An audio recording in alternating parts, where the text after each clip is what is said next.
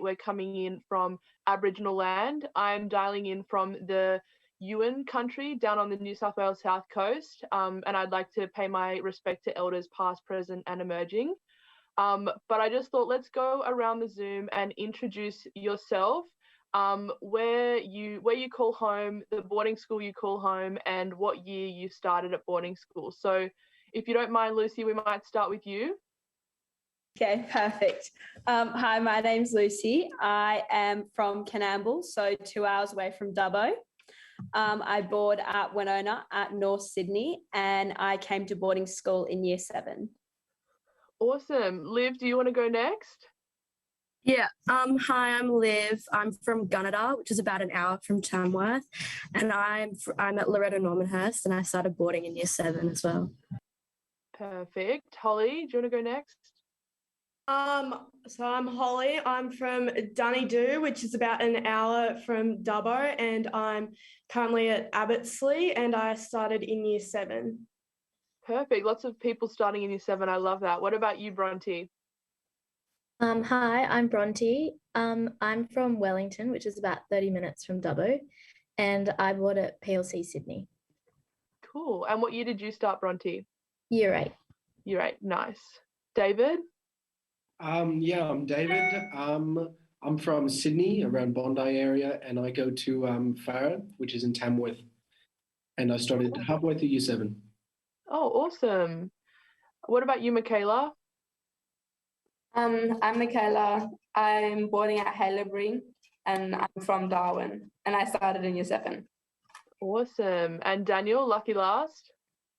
Hi, I'm Daniel. I'm from an hour out of Scone in the Hunter Valley, and I'm currently at King's in Parramatta, and I started in year 7 as well. Wow, okay. So pretty much all of you started in year 7. I was a bit later to the party. I started boarding school at Askham in year 10. And I grew up on a farm near Wagga Wagga, so very envious of you guys having a couple of extra years there. That's so cool. But I thought maybe we could just start by talking about, I guess, reflecting on when you started as boarders. A lot of you would have been kind of 12 or 13. How was that experience for you? How did it feel in the lead up? Was it a decision that you made with your parents? Was choosing a school hard for you? I guess I'd love to know your kind of opinion on that journey for you, if anyone wants to kind of chat through that. Sure. So I came halfway through year 7, not really out of my choice, but I went along with it just because I had to. I had a few troubles when I first came because of my background, I guess. In the country, there can be a bit of racism, but, I guess I dealt with that, and things have gotten better as far as things go. And was there something else? Was there something else part of the question? No, I think that's a really interesting point to make, David. And I guess now that you've been at that school for a few years, have you seen a change in the racism, and have you done anything yourself to kind of advocate for change in that area? Yeah, so I mean, every year the diversity grows and the culture expands. There's more and more people coming from different areas, different nationalities each year, and yeah, there's definitely efforts to fight against things like the well-being team, which I'm part of, and other things like that. They just they help combat against racism, and it's definitely seen a decline. Oh, good. I'm really glad to hear that. And Lucy, what about you? How was your journey, I guess, starting in year 7? Did you experience any homesickness, and kind of how was that experience for you? So I definitely did experience a little bit of homesickness, and I think it's quite like a normal thing that most boarders do experience, like moving into a new environment. But yeah, I made the decision with my parents as well to come to Sydney, because I just felt like Sydney and like a lot of the schools that we're all at have great opportunities as well. But yeah, I definitely did struggle with homesickness throughout the younger years, but it's gotten a lot better as I've gotten a bit older. Yeah, and I guess starting in year 7, that would have been a really common thing. When I started in year 10, there was only a handful of boarders, but I guess when you're starting in year 7, you're all kind of in the same boat, and I guess the schools might have things in place to kind of help with the homesickness, did they? Yeah, so at Wenona, I think for me, you were always talking to the staff as well, and the staff understood that, because they would normally have children of their own. and then talking to the girls in your year as well, because some girls lived around me. So I guess that kind of made me feel a little bit more connected to home. And as they were also experiencing homesickness, we kind of all just helped each other through it and got through it all together. Yeah, I think that's so nice. And I think that's one of the best parts of boarding school. You're kind of all thrown into the deep end, I guess, at the same time, and you're all away from home. So you kind of are all in it together in terms of creating a new home at boarding school. Did anyone else want to add anything on that point of starting in year 7 or year 8? No? Okay. So Lucy mentioned a couple of ways that she kind of overcame homesickness. Do any of you have any other kind of tips for new boarders starting at school if they are experiencing homesickness? You know, some really practical tools that they can do to kind of overcome those feelings of homesickness or home missing. Liv, I'll hand it to you. I think a key thing for me, especially because it comes in waves. So sometimes in year 10, I still get a little bit homesick, but I think something is not trying to like hide it or pretend that you don't feel homesick, and just really talk to like your like adults that are in the boarding school with you, or with the girls, or like other students that you're boarding with. But something that also really helped me was actually calling home and talking to them, and like they like helped me over the phone. But yeah, that is what helped me. Yeah, that's so nice. And I think definitely calling home is a really helpful thing to do. Did any of you find that when you did call home, your parents or carers or who you live with in your home were as sad or sadder than you? And how did that kind of impact how you were feeling? Daniel? Yeah, well, I didn't really get hit by homesickness too much, but my parents definitely, whenever I called, were always saying, "Oh, we miss you. Oh, can't wait for the holidays. Can't get back. Can't wait for you to come back home." Stuff like that. So it was always good to see that they cared that much about me, to know that they really wanted me to be at school and to enjoy what I was doing. Yeah, that's so nice. And how many people do you all share a room with? I'd be really interested to know. Daniel? I just share a room with one at the moment, but 11 and 12 it's single rooms. Yeah. And how was it in year 7? Was it more people in your dorm? Yeah, year 7 we had 14 people to a dorm. Wow. So, yeah. That is crazy. I can't even imagine 14 people in a dorm, but I think it would be so much fun. What about you, Liv? In year 7 and 8, they're all together in the same dorm. So we have like 2 big rooms. Like we have a really big room and then like kind of a smaller room with like 10 beds. And so the whole year's in there. And if there's, but like also like, because we've had a lot more year 7s and 8 coming up, we've had to kind of have cross years in other dorms, like year 8 and 9 are in the dorm, but I'm in a room by myself. Year 10 have rooms by themselves. But in year 9, you share with like 2 or 3. So yeah, nice. And how have you found the transition to being in a dorm on your own? I think one of the things in year 7 and 8, I really liked being with other people, because it forced you to like make friends and talk to the other girls in your year and in the years above or below, which helped to make like better connections. But once I got into my own room at the end of last year, it kind of just gave me a space, especially with homework and study getting a bit more extreme, to be able to like relax at the end of the day and like have like my own quiet time, and like so that I'm more, I guess, calm, I guess. Yeah, that's really nice. That's such a good point. I definitely found that to be kind of my experience with transitioning to single dorms as well. Anyone else want to comment on how many are in their dorm? David? Yeah, sure. So currently I'm by myself, but I have like kids that are just outside year 7 kids that are prefect. But when I was in year 7, there was around 13 kids in one dorm, and same in year 8. And then year 9, it jumped down to 3, and then year 10, 2, and then 1 in year 11 and 12. But they've changed it, and now it's year 7 to 8 people in year 7 and 8, or even year 8, it's like 4. So they've just been reducing the amount of kids in each dorm, which makes it nicer for the kids in year 7 and 8, I believe. Yes, I bet. Anyone else want to comment on that? Holly?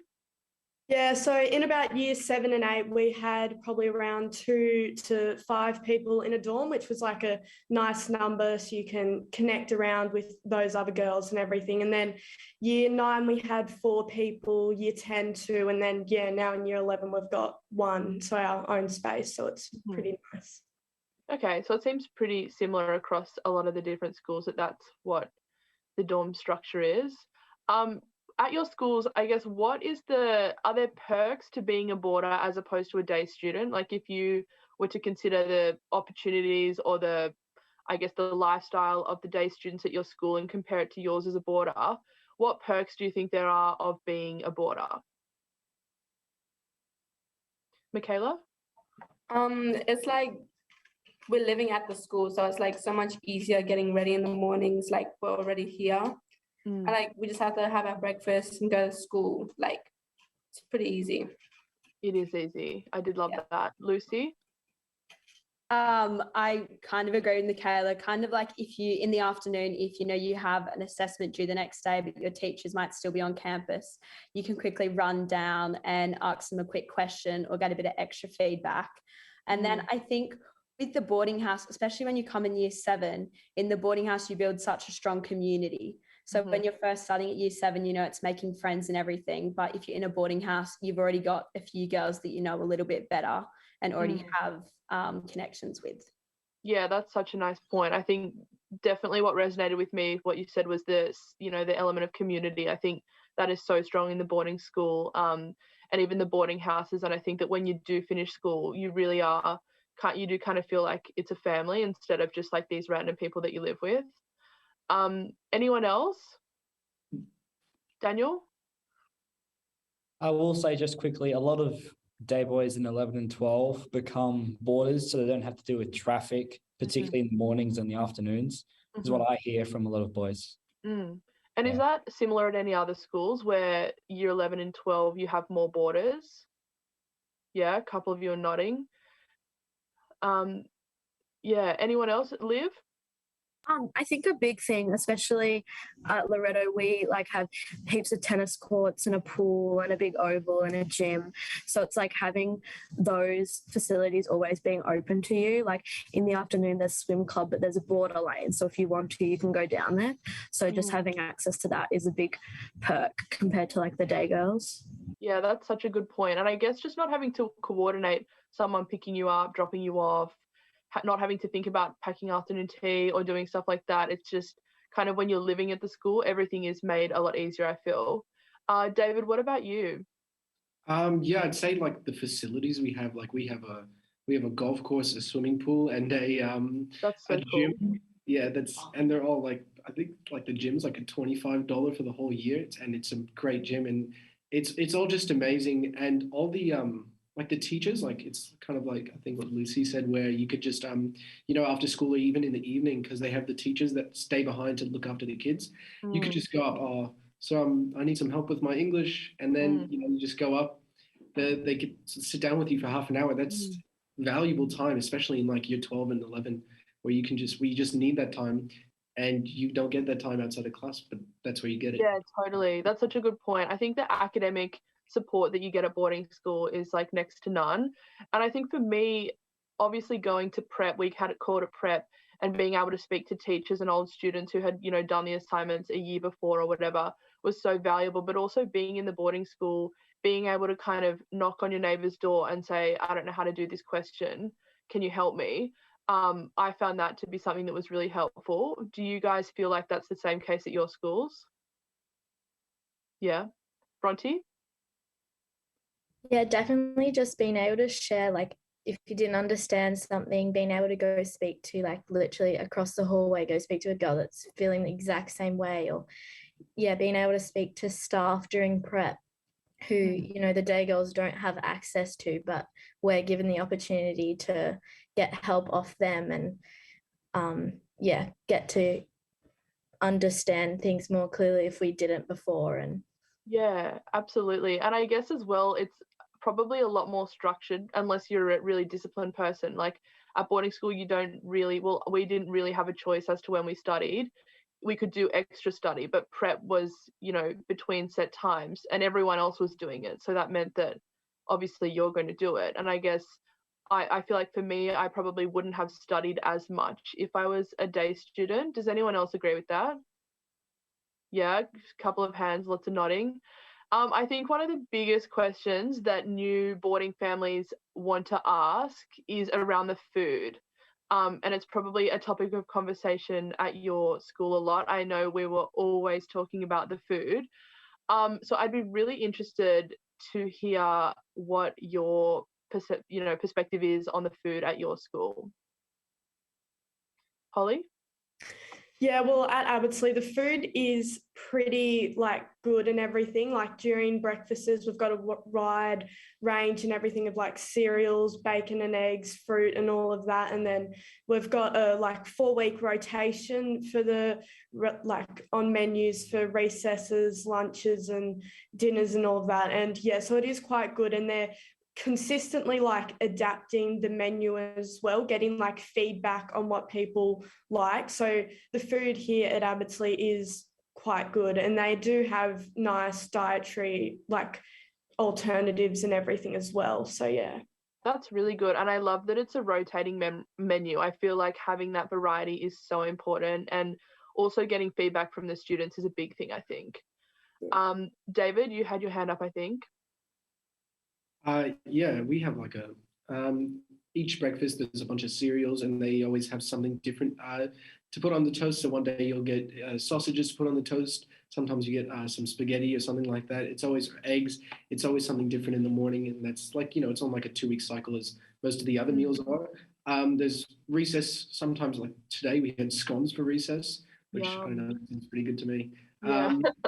And the dinner has just been outstanding. It grows better every year. They're cooking curries, they're spaghetti bolognese, nachos, sometimes pizza. It's just amazing what they can do. That's so good. I love that you're loving it. Liv, what about you? Yeah, here we have a large range of breakfast and stuff, but I think the biggest perk for me is having hot lunches. Yesterday we got lasagna, and that was really good. I ran to go get it because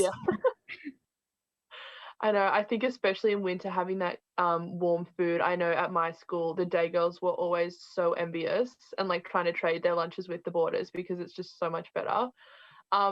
Anyone else want to comment on the food at their school? Lucy? So yeah, kind of similar to the other schools, we have every Wednesday is a big brekkie, which all the girls love, and everyone's there straight in getting the hash browns, anything they can get their hands on really. But also I think at times, there are a few questionable foods in there, but at the same time they do a very good job for what it is, because all different girls have all different preferences of what they would like. So I think it can be hard for the catering company to kind of not include everyone, but have everyone's favorite meal every single night. That's not going to happen. So I think that's also hard, but I think they do an overall really good job. Yeah, that's a really good point. And it is important to keep perspective, I think, when you're living in a community of, usually hundreds of people, that what you like isn't always going to be what someone else likes. And so I guess it's just taking the good with the bad and, enjoying it for what it is. Daniel, what about at King's? Well, our dining hall serves about 400 boarders, breakfast and dinner. And as everyone says, it's normally bacon, eggs, loads of cereals. Sometimes we've got yogurt, toast, stuff like that. But our lunches, our kitchen staff try and serve everybody at the school. So it's 1,500 people at lunch. Sometimes lines get a bit long every now and then, but it's pretty warm and it's hot. It's good. It's consistent. It's everything you really want from food, I think. That's so good. I feel like the food at boarding school has improved a lot over the years. I think even from when I started, there was a lot of complaints, and now there's gradually less and less complaints. And I think that's really cool. What about in your boarding houses? Do you have the opportunity to kind of cook for yourself, or is there a kitchen where you can make snacks or keep snacks? Michaela? Yeah, so in every, we have 7 pods altogether in our boarding, and in every pod there's a kitchen in the front, So like you can cook your own food, or you can go to our common room. It has like you can make your own food and stuff in there as well. Cool. Bronte, what about you?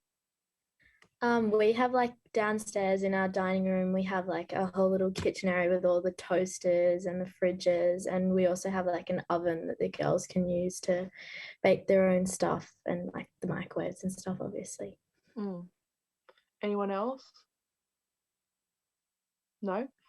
What about, in your free time when you're not studying, you're not at school, you're not at sport, what kind of activities do you get up to on the weekends or, after or before school? And are they usually things that you organise, or does the school organise them for you? Liv? Well, particularly on the weekends, for year 7 and 8, we have a rec program on Sundays, but then year 9 and up can, like, if you're in year 7 and 8, you have to go. Well, at least that's what it was when I was in year 7. But from year 9 up, if you're in, you can like nominate to go. So last Sunday we went to Luna Park. So that was pretty fun. So, but they have range of options, like every week it's a different theme. Sometimes it's just walking to like Wahroonga and getting some like food from Wahroonga, or it's going ice skating. So that's a really good thing for the weekends that gets us out, so we're not just sitting in the dorm all day. Yeah, that's so nice. And what do the students are they keen to do those activities, or do they think it's a bit of a burden, or does it depend on the activity? I think most like students are keen to do it, because like it's not like you're just going with school, you're going with your friends. Even though you are with school, you're going with your friends in your year, or like if you know some girls in the younger years or the older years. So I think everyone that went to Luna Park on Sunday was pretty keen for it, and like everyone's always up to go and grab some food from Wahroonga. So I think overall everyone likes it, and it's not that much of a burden, That's good. What about you, David? I think considering how much little there is to do in Tamworth, it's pretty impressive the amount of things that they actually do on the weekend. There's usually at least 4 activities that happen every weekend. Wow.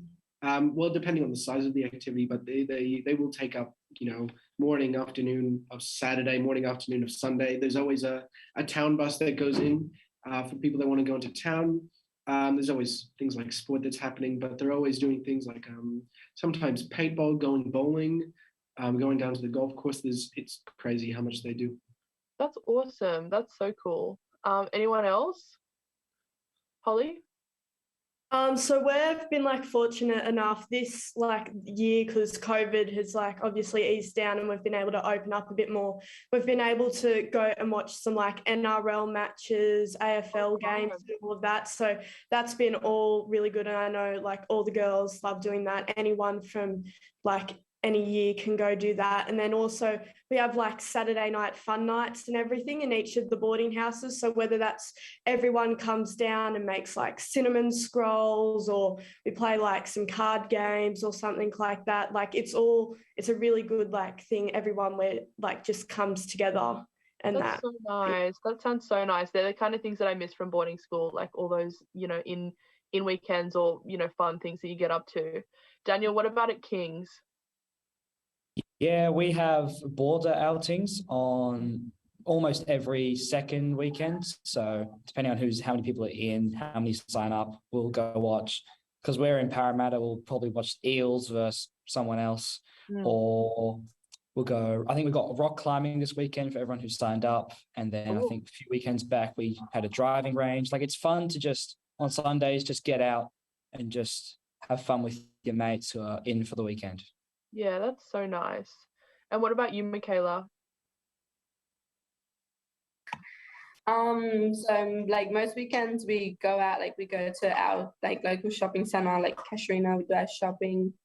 We go to the national park, Litchfield, and we go swimming at the water holes down there. Wow, that sounds amazing. Far out. That's so cool. What about at school? How much time do you guys think you spend on social media or on your devices? Do you think that it's more or less than when you are at home? Michaela? I feel like it's less when I'm at home, because I'm like always busy with my sports or like school or like even work. Lucy, what about you? Yeah, I would say less as well, because obviously most of the time, like, you're in prep and then you've got your sport throughout the week, and then on weekends you still have sport and everything. And in prep, that's study time, so you're not really on your phone or anything like that. So definitely a lot less than when I'd be at home. Mm-hmm. Anyone else want to comment on that? Holly? Yeah, I also agree with that and everything. And then there's also the times just in the afternoons where rather than going on your phone, you'll just go into your mate's room and have a yarn. And so you'd be studying and then, you go have a chat rather than just going on your phone. Yeah, that's so nice. I definitely think I spent much less time on my phone at boarding school, because there's always something happening, and when you're on your phone, you're kind of missing out on some form of action. Are there any fun traditions that you have at your schools? I think Abbotsleigh, used to have or still have the guide dogs? What things do you guys have at your schools that you really love? Liv?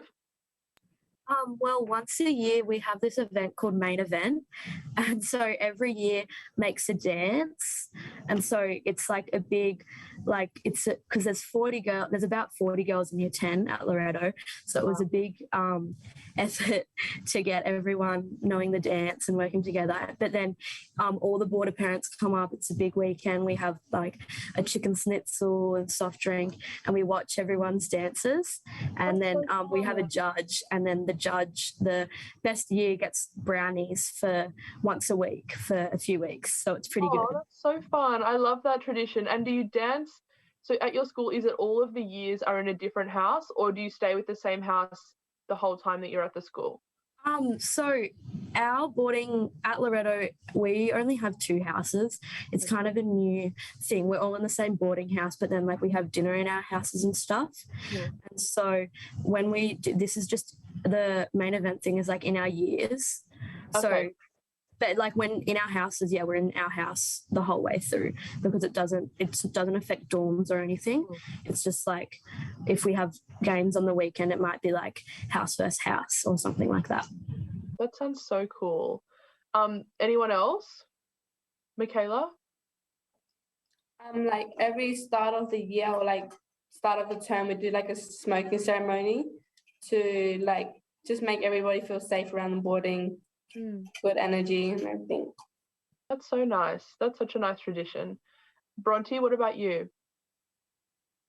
We kind of do a similar thing to Olivia, but we do it a boarders dance versus day girls dance, and then it gets judged, and it's a competition between the boarders and the day girls. So that's always fun. That's so fun. And do the boarders always win, I hope?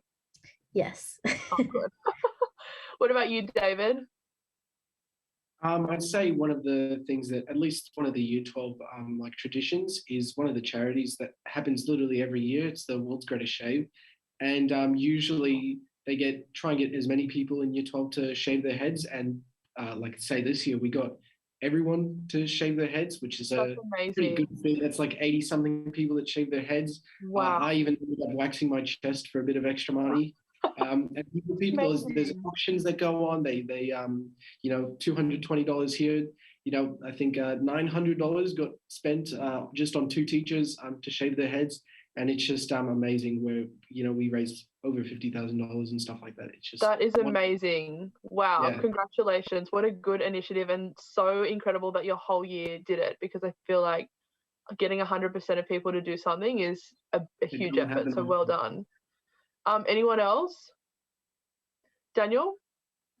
Yeah, well, at King's, particularly in our school sports association, we have war cries. So at rugby games, football games, basketball, athletics, that sort of thing.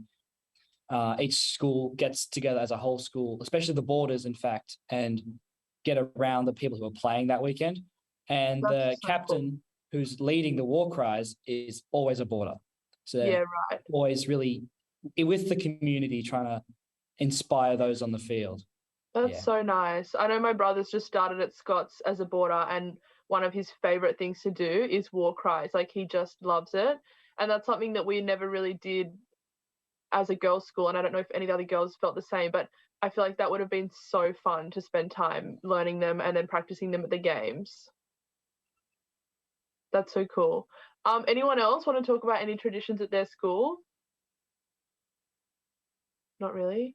Oh yeah, Actually, David, you go. yeah, I forgot to mention some, like one of the ones that we do. In the lead up to Anzac Day, we always have like marchings in the morning. So we will literally get into houses and they got someone on the drums, tapping the drums, and then it's left, right, left, and then that's for the actual Anzac Day where everyone goes in and Yeah, marches. wow. That's awesome. What about like what life skills or lessons or I guess values do you think you have learned from being a boarder? Michaela? Definitely being more independent, like away from home. Yeah, I think independence is a huge one as a boarder. Holly, what about you? Yeah, also independence has been like a really like big thing that you learn when you come into boarding, because you're living, like you're not with your parents, like you do have that really big support system, but you're like, yeah, you do learn how to like work well by yourself and everything, but then also you do learn that environment of them working together and supporting the other people in like boarding. So you learn how to, support other people and yourself, how to lean onto other people for support as well. That's a really nice point to bring up, like being able to be independent, but then also, come together as a community and have all those conversations. I think that's really nice. Liv, what about you? I think resilience is a big one, especially like when like overcoming homesickness, but especially within the past few years being home because of COVID. Like last year for that whole term 3, I was at home, as probably everyone was, and I found it was so different than just being home in the holidays, because I had to really start a routine myself where it's just normal here. And so, yeah. Yeah, that's such a good point to make. And I think young people get annoyed sometimes when you say, oh, you're so resilient. But I think, you guys having navigated COVID, doing online learning, I can't even imagine doing that. So the resilience that you'll take, leaving school and into everything you do after school really will be noticeable. And it's something that, some people don't learn until much later in life. So I think it's really amazing that you guys are such a resilient generation, I guess. Lucy, what about you? I think I would definitely say independence as well, from little things, just like as small as like washing. Like I know that might sound silly, but you learn how to like wash your own clothes and everything. And then I think also a sense of comfortability, because you're living around so many other girls. Like you're not like your social skills, but like social skills kind of / comfortability, that kind of changes a lot. Because you also have to get along with girls that might not be your best friend or something. You have to learn to like live with them. Yes. Like sort through your differences, but kind of be able to like live in a community with them. Yeah, that's such a good point. I think a big one for me was like being able to resolve conflict in a way that was like really kind and respectful to other people's opinions, because as you said, obviously everyone is going to have different opinions and values, and instead of kind of trying to blame someone for having a different opinion to yours, trying to work with that person to just like, be mature and be an adult. I think you do have a lot of those kind of personal growth moments in the boarding house. And I guess as well, because for you all, you started in year 7, you were 12 or 13, and now some of you might be close to 18. The growth that you do, not as a boarder in that time, is enormous, but going through that with hundreds of other people is like such a transformative thing. So I think that's a big one to mention. Anyone else? David? Yeah, I'd have to agree with the independence, but also weirdly, I want to add something that the culture of Farah really emphasizes, which is honesty. Like it's when you're 7 and 8, you're trying to get away with as much as you can. Talking after the lights out. When's the teacher coming around the corner? What time are they coming around? Yeah. And when you get caught, you just want to lie your way out of it. Oh, no one was talking. No one was doing this, that. But at a certain point, you have a turning point in around year 8 or so, where it's kind of like, if I am honest, people, even the things that I do wrong and the wrongdoings that I have, like people will treat me better for it if I'm just honest. And it's something that Farah really emphasizes. So like, yeah. That's great. And yeah, I get from what you're saying is just like, living with integrity and taking that in any interactions that you have with people. And I think that in the boarding house, we often see so much leadership, not just from people that are wearing badges, but actually from, if you're in year 7, maybe the year 8s, maybe people in your year, leading by example so that you can, instill these values in each other is such a powerful thing. And I think that there are so many moments that I think about in my boarding years, and I think that they were such influential moments in shaping who I've become. And they weren't necessarily like these huge moments. It was kind of those small interactions when you are kind of resolving conflict or having to be honest about something. I think that's such a valuable thing. Anyone else? No. What if you could describe your boarding experience in 3 words? What would they be? And feel free to have a couple of, a little bit to think about it, because it is hard to summarize something in 3 words. But in 3 words, or even if you want to just shoot out a couple, like one word, what kind of words come to mind when you think of your boarding experience? Lucy? If I had to do 3, it'd probably kind of be like enlightening, challenging, but like rewarding at the same time. Like it's all kind of a mix of 3. I love that. And I love how they're also interrelated, like from the challenges and everything, it is really enriching and rewarding. I love those words. Anyone else? Holly? I'd probably say social, challenging, and like growth. Like you do grow a lot, like yourself as a person when you do come into boarding. So yeah, and it can be challenging, but overall it is very rewarding and very nice. That's so cool. I love those words. Anyone else? Michaela? Like challenging, exciting, and like sometimes it can be annoying. Very fair enough. I totally agree with you. Bronte, what about you?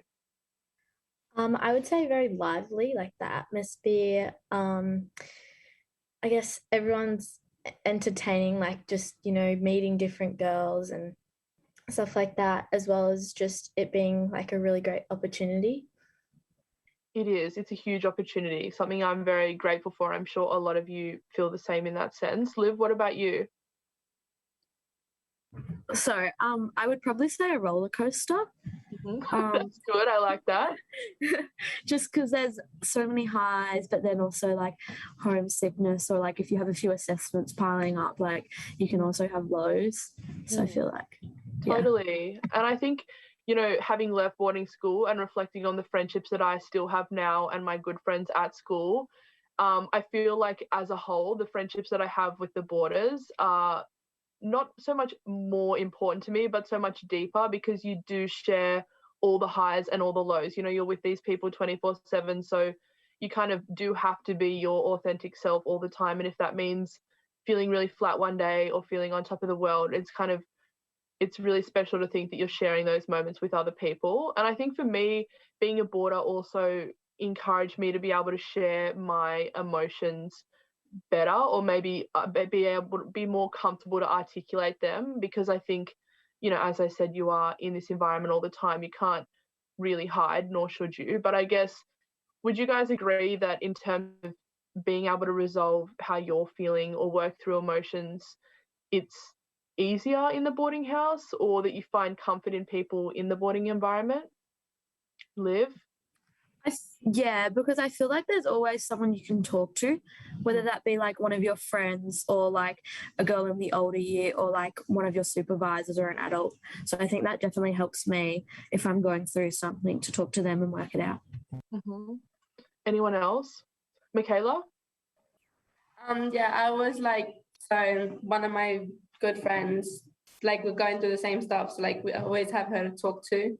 Or like some of my teachers at school, or my uncle who works at school. That's really nice. What about you, Daniel? I will say it's always good if something's happening in your life, your roommate is always there at night, like before you go to bed, just to chat to, if something's on your mind, or you've got to prepare for something for the next day or something like that. It's always good to just run it by them and see if there's anything they can help in the situation with. Yeah, that's so true. And you do share, like, you think of the amount of hours you spend talking to your dorm mates, it's pretty, you get to know each other so well. And I guess probably pick up on each other's cues as well. Like, if you're not feeling great, they can usually tell, which I think is such a nice thing. What about in terms of like well-being at your school and in the boarding house? What kind of things do you all do to, I guess, optimize your like well-being and how you're feeling if you aren't feeling great? David? Well, I think one of the best things about that is that like the relationships with not only your like dorm mates and things like that, but the other like staff and teaching people is really great because you talk to some people that go to other schools and they see their teachers as entities that show up to school and then at the end of the day. And to me, that's just not how it is. The people that are at school, they stay behind school, that you have a chat with them, and they're people that you can go to, especially the year advisors, just because of that boarding school. Like you see them so much to know them. Yeah, I totally agree. Anyone else want to make a comment on that? Holly? Well, I know here at Abbotsleigh, we do have such an extensive support system, whether that is teachers in the day school, your own supervisors, your boarding residents, or whether that is like the wellbeing team here that we do have at school. And they're always there for you, whether it's like whether you go down to your boarding mistress right down before lights out and you go to have a yarn, they'll stay up there talking to you, helping you and like supporting you. And yeah, they do care a lot about your well-being and like make that a first priority, which is always lovely. That's so good. I'm so glad to hear that. What about like what advice would you give to someone starting a boarding school, whether they're starting in year 11 or year 7? What would be your advice? Michaela? Just have a go. Like you're not gonna be able to do this once school's finished. Like it's gonna be hard at first, but you're gonna get through it and like you can do it all. And you have other people around you to support you to do it. That is such a good piece of advice, to just like not leave anything in the tank. I feel at boarding school we have so many opportunities, and even though it can seem so crazy some days when you're doing play rehearsals, then sport, then homework, then everything, it's such a rewarding thing to be able to like go to bed at night and think I could not have like done anything more today, and so many amazing opportunities. Bronte, what about you? Yeah, I was just going to say something similar, just like taking advantage of every opportunity that you can, like doing sport, doing music, doing the productions or whatever it is, just like taking advantage of like every opportunity you can. David, what about you? What would your advice be? Agreeing with what the other people said, but also the like some schools have like prefects. I know we do, definitely. I've had kids knock on my door at 3 a.m. crying because they're homesick or just for whatever reason that they have, and just taking advantage, maybe not at 3 a.m., but at taking advantage of your prefects, because they're there to take care of you and be there with you while you enter school, especially in year 7 to 8 that time. So, getting to know them. Yeah, I totally agree. Making the most of the people in the older years. I know I was always considered like the unofficial school counselor, and I would always have people like knocking on my door, which I loved, and it is so nice. Probably not at 3 a.m., but I agree, making use of those connections with girls in the older years, because everyone has been in the place that you've been, and it's like, there's always so much to be gained from just like sharing how you're feeling. Anyone else have any tips for new boarders? Daniel? I reckon a very good tip would be just to try and get to know as many people as possible, whether that's day boys, day girls, the rest of your boarders, younger, older, staff in general, I have to say, because especially you look forward to duty nights where one staff member comes on just to have a chat with them, to see what they've been up to. Same with some of the year 12s who, especially during HSC, you don't see them too often. So it's nice during like the afternoons just to catch up with them and see how they're doing.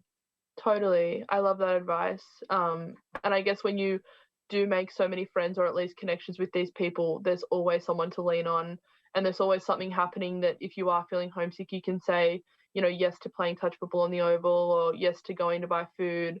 I think that's really important, building up that connection and that network. Anyone else have any tips?